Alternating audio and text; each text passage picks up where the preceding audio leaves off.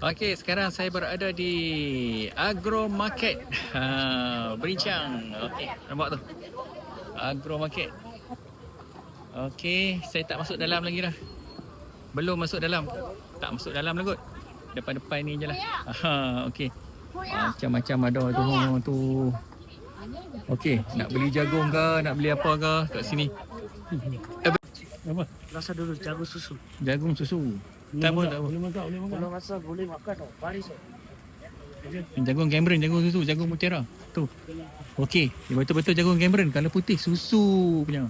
Ada jagung tu betul. Ada jagung beripoh pada tapi kena tanya ni apa? Ini jagung ni campur-campur. Okey.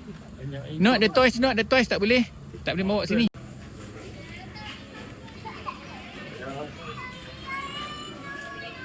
Tengok dia punya strawberry besar-besar. Ada ni apa ni? Melif Flower Boutique. Pot yang jagung purple. Ni apa macam-macam. Ui. Tengok bos. Durian boleh buat Oh.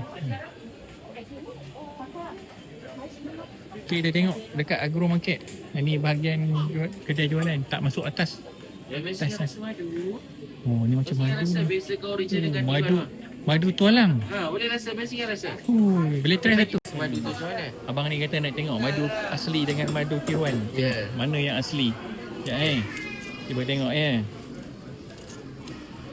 Saya bagi abang kenal rasa madu macam mana. Okey, yang ni yang. Okey, abang bezakan sendiri Okey. Abang nilai lah. Okey. Nanti pun abang bagi tahu mana yang asli, mana yang tiruan.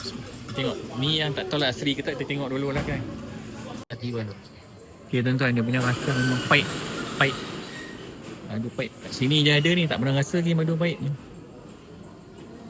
Memang rasa tajam, dia punya rasa dia tajam yang original. tu. Wow. Baik dia yang paling limited. Dapat pun kuantiti yang sikit.